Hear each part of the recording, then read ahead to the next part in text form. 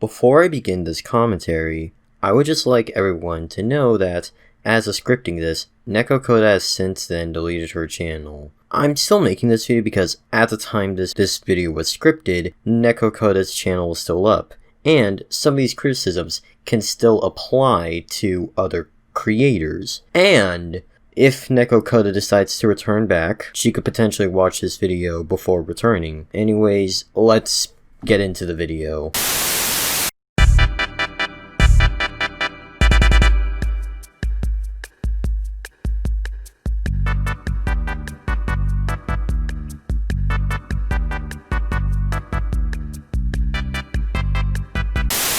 Hurry up. Doodletones made a video on me. Bruh, chill. I don't know why you in a big time rush. And that's the only big time rush reference in this video.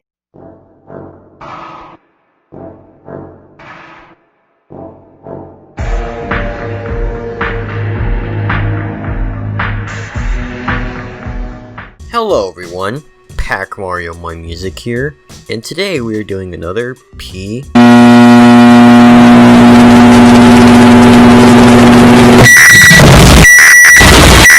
commentary. So to explain the full context, Lilly Orchard made a list of writing tips, Manga Kamen responded to that, and then Neko Koda made a commentary on that. Then Doodletones made a top 10 list in which he discussed her choices for the worst comms of the year. Neko Koda was brought up a lot in one of the entries due to her video being very similar to Deviant Crow's commentary on the same video, which was the actual entry on the list. And then Neko Koda made a commentary on that, and this is where I come in. Before I get into this video, I want to be clear that, although this is my second call on Neko Koda, and the third video in which she gets brought up, I just want to state that I do not hate her by any means. She just made 2 videos that I didn't like, so please do not harass her. So, let's do this.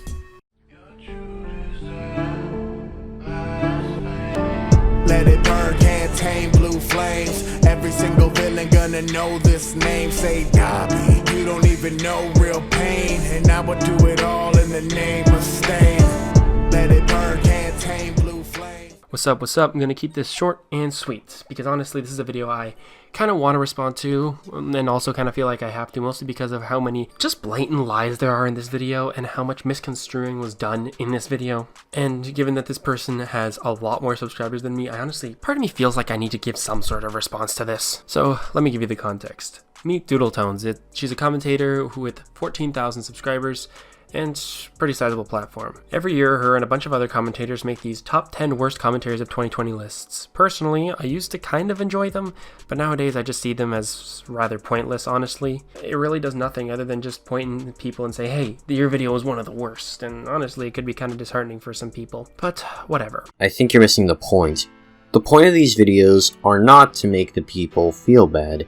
They are actually made to look back at the previous year and discuss what went wrong with those videos and what we as a community can learn from these videos. And they're also incredibly opinionated, as you'll state in her own video. Don't take them too much to heart either, as one, these are mostly subjective stances on the commentaries in question. Not everyone will agree that these videos are bad, and hey, if you're among that list, you know, good for you. I just happened to see problems you didn't. And Doodle has a disclaimer at the beginning of her video saying, anyone can improve from their mistakes. Some of these videos may already not entirely be reflective of the quality of the commentators that the commentaries come from.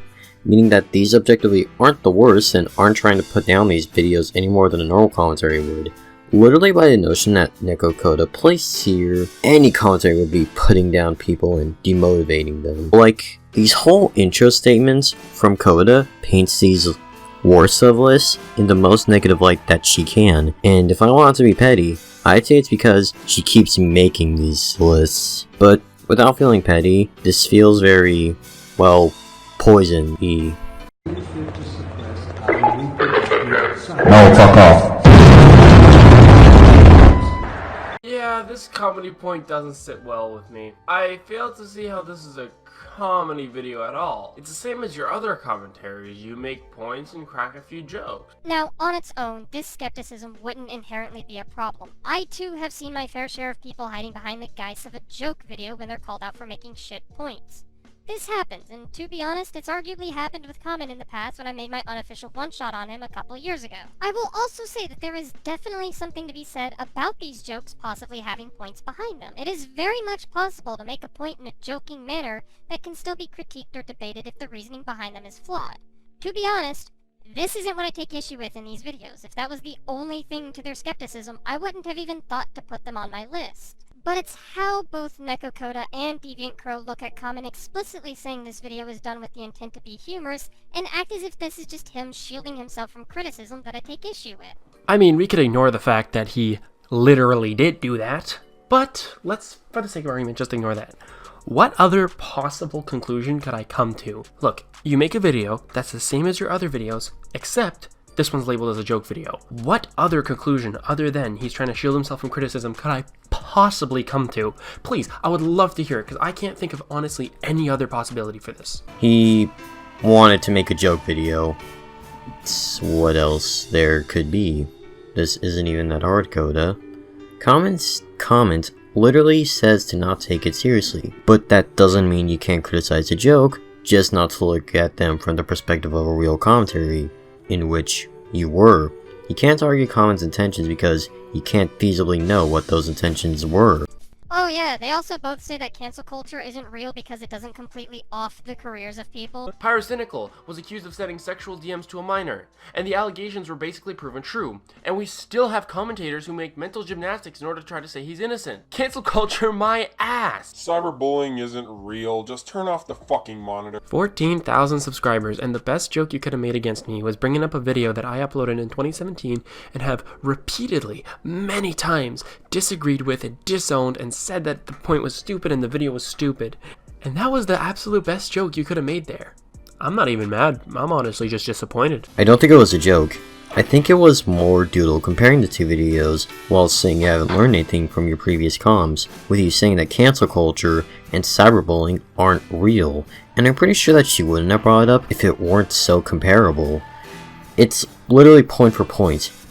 Just replace cyberbullying with cancel culture, the latter of which can be used to cyberbully people. See any of Doodle's examples against Koda and Crow's point.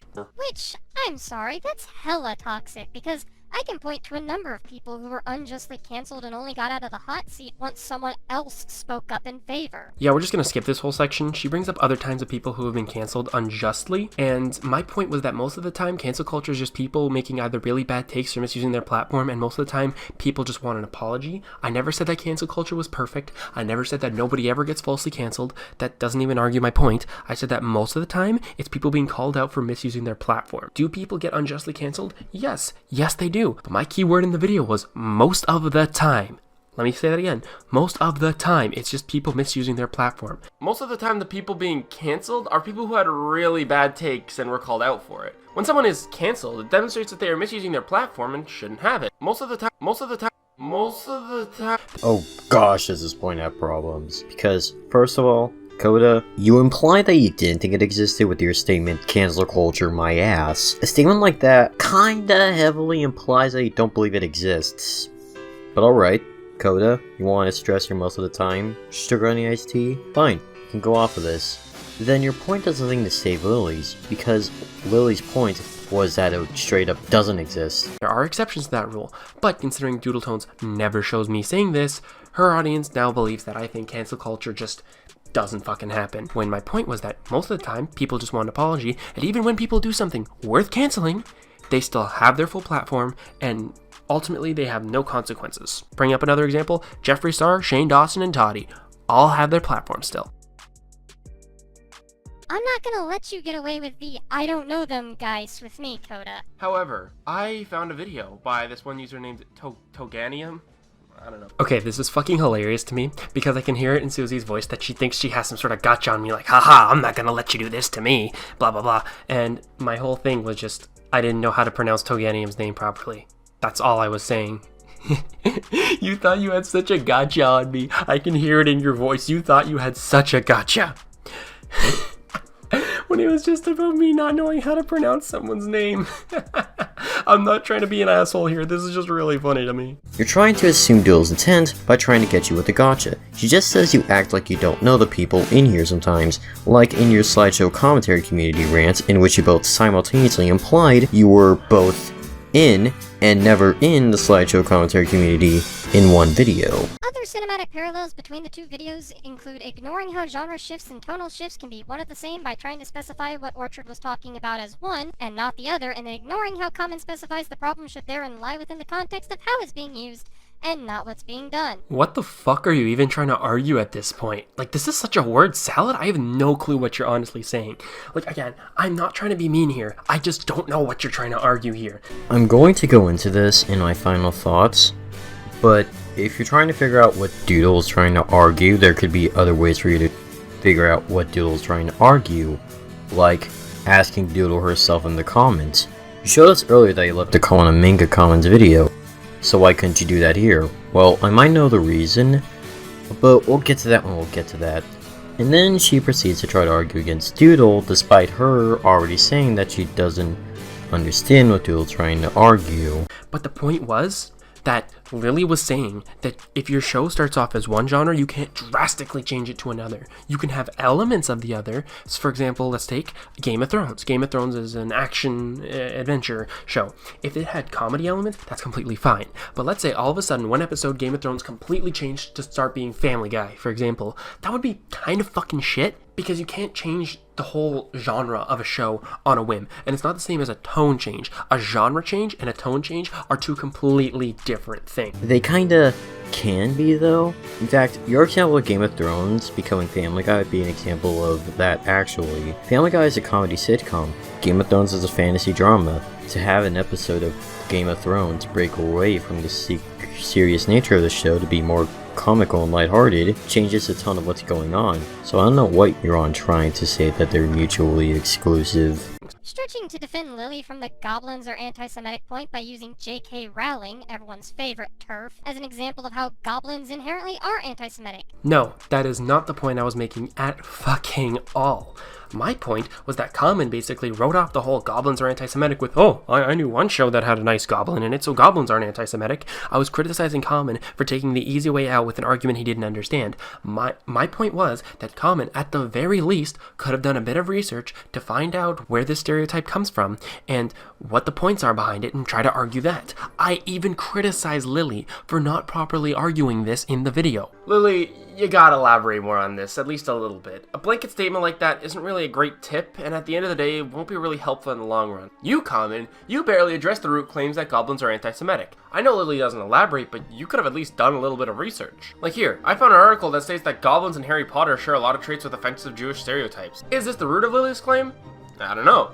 But at least I tried to figure it out, and Kamen didn't. And I just brought up one article as an example of, oh, this is somebody else making the argument who actually elaborates on it. Is this the root claim? I don't know. But hey, I was showing that Kamen could have at the very least done a bit more research to try to understand it better, rather than taking the lazy way out of, I saw one nice goblin, so that's not true. I make this blatantly clear in my original video. But may I ask, why? Now, to be clear here, I'm not here to argue whether or not goblins are anti-Semitic. I am trying to argue against Neko Koda. So, why does Manga Kamen have to do the research?